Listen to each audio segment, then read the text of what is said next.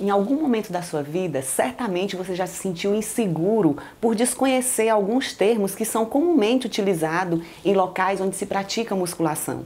Termos como séries, repetições, intervalos de descanso, princípios de treinamento.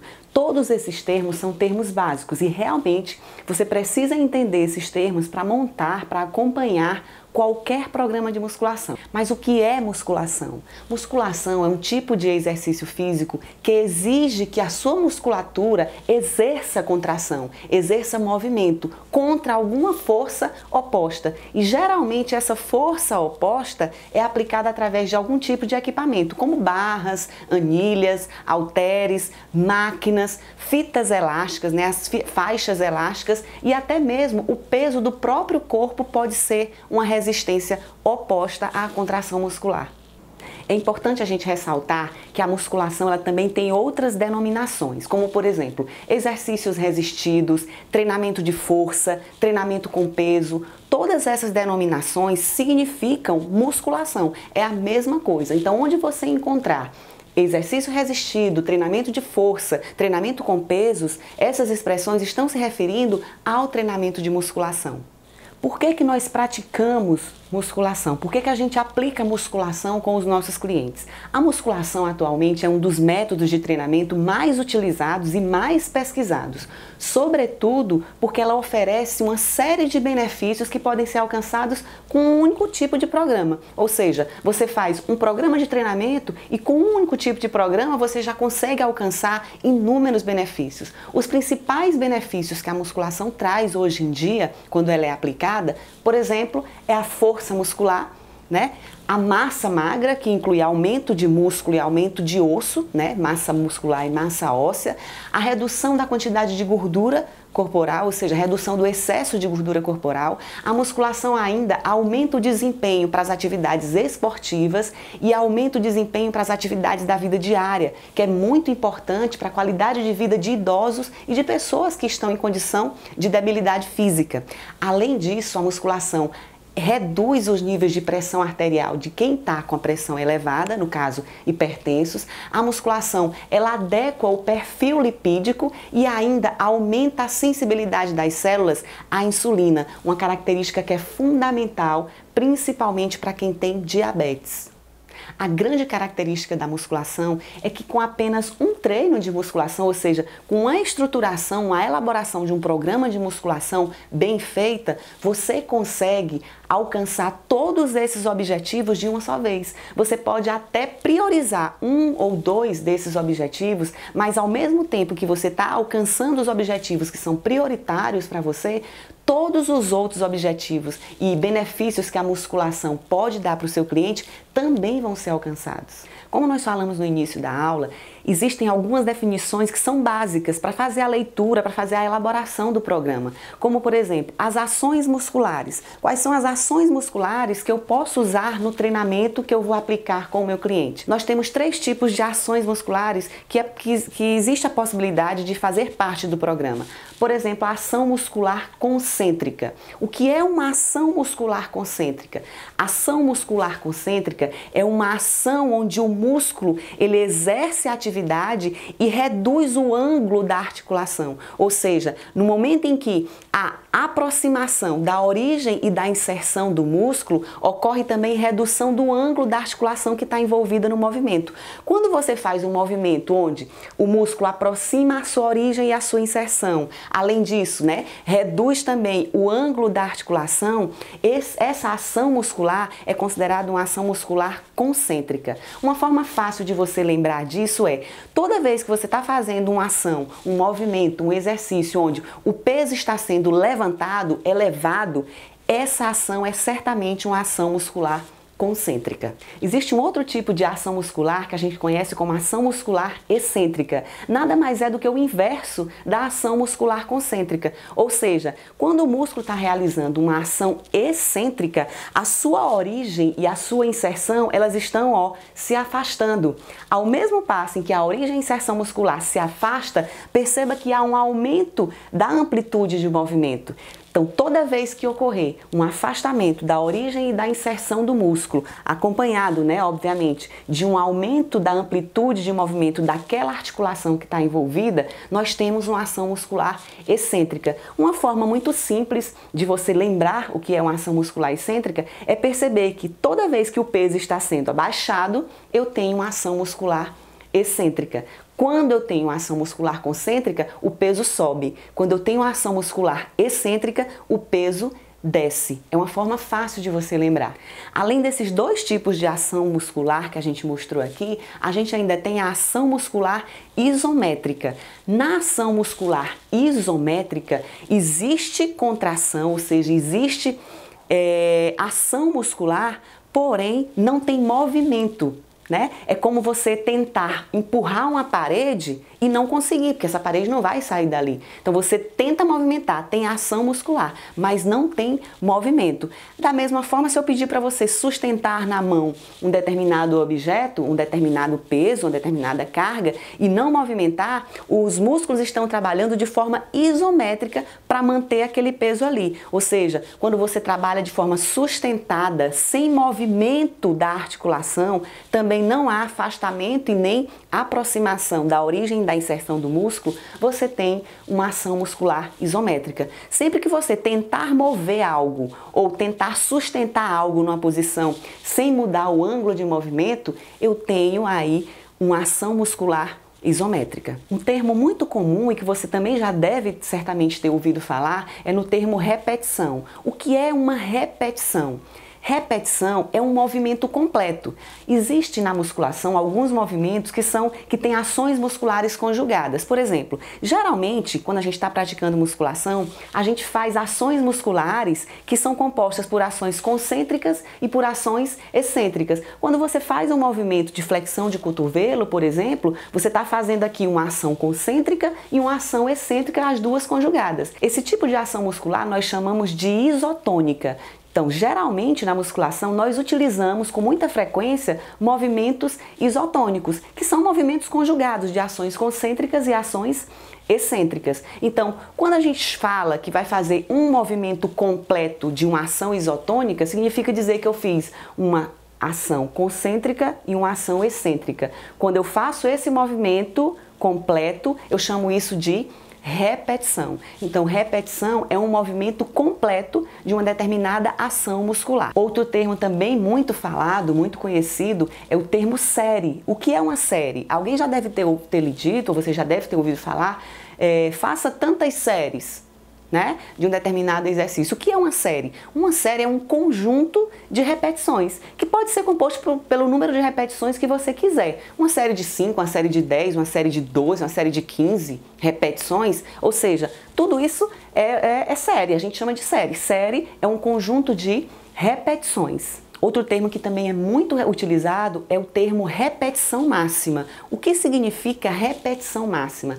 Repetição máxima ou repetições máximas é um conjunto de repetições que você executa até não conseguir executar mais. Ou seja, você executa um determinado número de repetições com determinada carga até não conseguir mais executar a próxima. Significa dizer, por exemplo, se eu coloco um peso para você fazer uma flexão de cotovelo lá com 20 quilos e você consegue realizar 12 repetições, não consegue realizar 13, significa dizer que você fez 12 repetições máximas. Já o termo carga máxima nada mais é do que o peso que você utilizou para conseguir realizar repetições máximas. Como eu falei no exemplo agora há pouco, se eu colocar uma carga máxima para você realizar 10 repetições máximas, você fez 10 repetições máximas com uma carga máxima de determinado peso. No caso aqui do exemplo, eu coloquei 20 quilos e você conseguiu realizar 10 repetições, ou 12, eu acho que eu falei isso no exemplo anterior,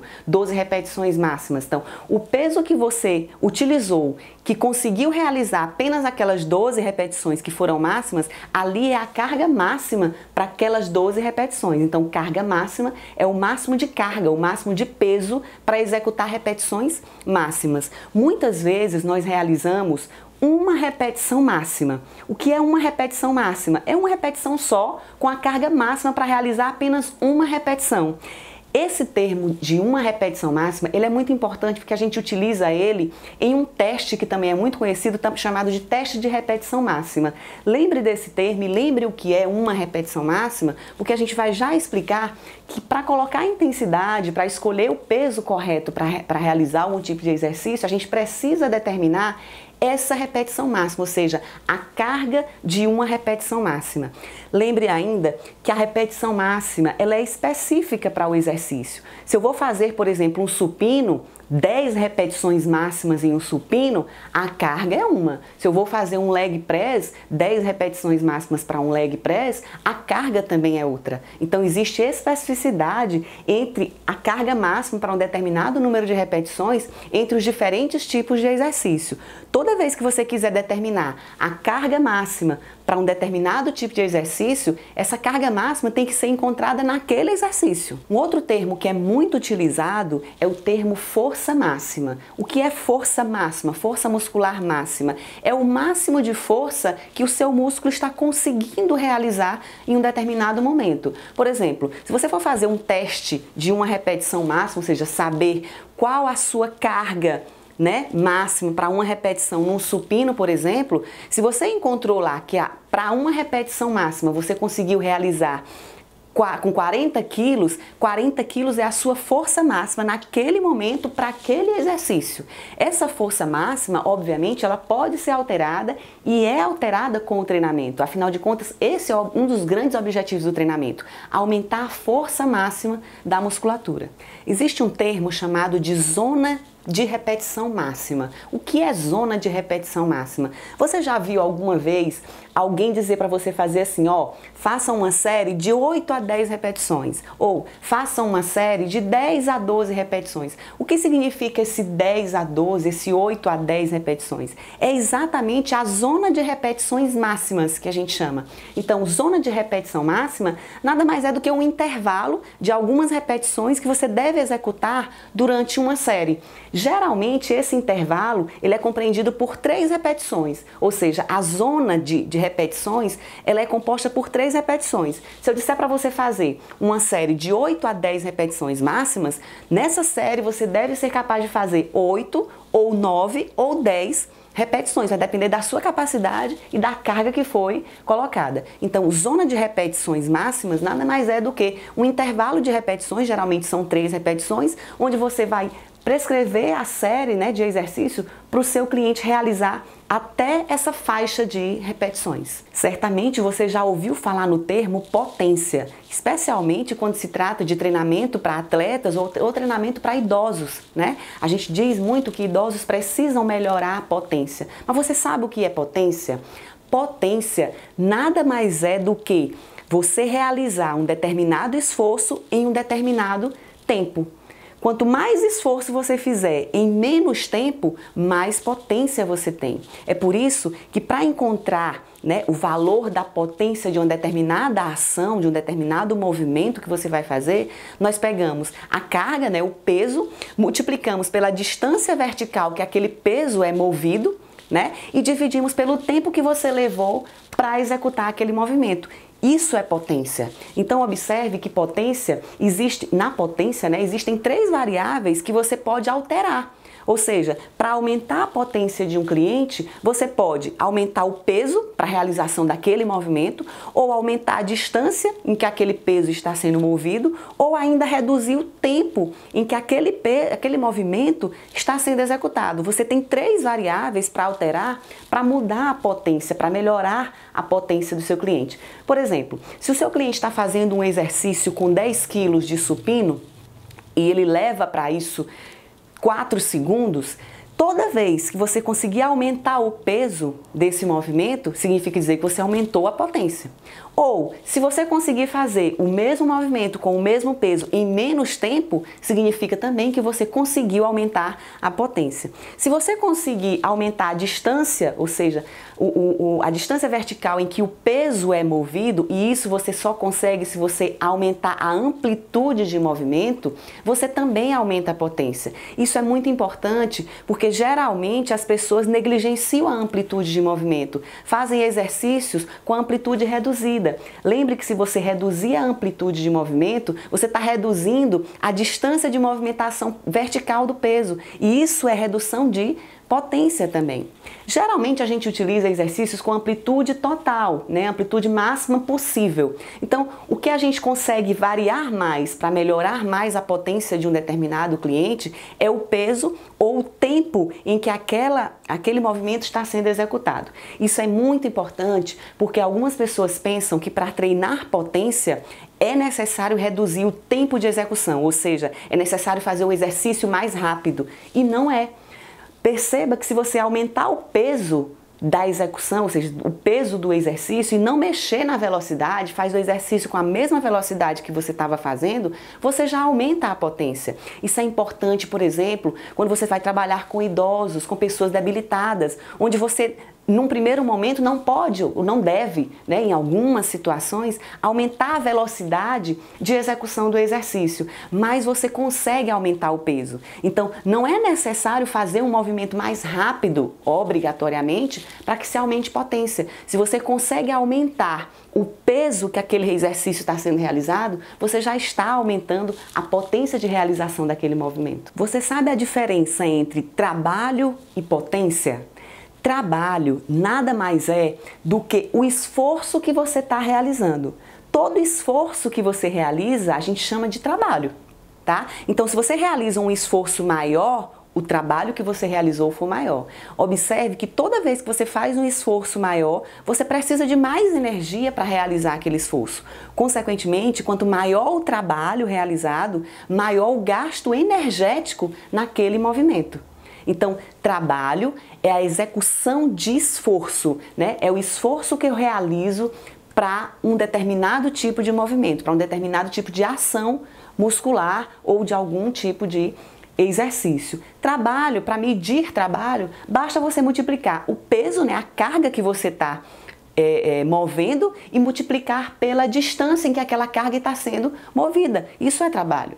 Ou seja, quanto maior o peso, maior o trabalho. E quanto maior a distância em que está sendo movida aquela carga, maior o trabalho. Lembre ainda que é importante você fazer uma relação, toda vez que você lembrar de distância em que o peso é movido, lembre de amplitude de movimento. Quando você faz, por exemplo, um supino com pouca amplitude de movimento, perceba que esse peso está sendo movimentado por uma distância pequena, né? A amplitude de movimento está muito pequena. Quando você aumenta a amplitude de movimento, a distância em que o peso está sendo movimentado, está sendo, né, erguido, ela aumenta. Consequentemente, se você aumenta a amplitude de movimento, você aumenta o trabalho, aumenta o gasto energético. Tá? Então, existem duas formas de você aumentar um gasto energético na realização de um mesmo exercício, ou aumentando o peso, ou aumentando a amplitude de movimento. Isso é trabalho. E para realizar trabalho, a gente precisa de energia. Quanto maior o trabalho, maior a quantidade de energia necessária para realizá-lo. Já potência nada mais é do que eu pegar esse trabalho e dividir pelo tempo que eu demorei para realizar esse trabalho. Ou seja, potência é a taxa de trabalho em um determinado tempo. Quanto de trabalho realizei em um determinado tempo. Para eu, mais uma vez, para eu aumentar a potência, eu posso aumentar o meu trabalho ou ainda posso reduzir o tempo em que eu estou realizando aquele trabalho. Espero que você tenha entendido. Se você não entendeu, assista quantas vezes for necessário essa aula e passe para a próxima aula para a gente continuar aprendendo.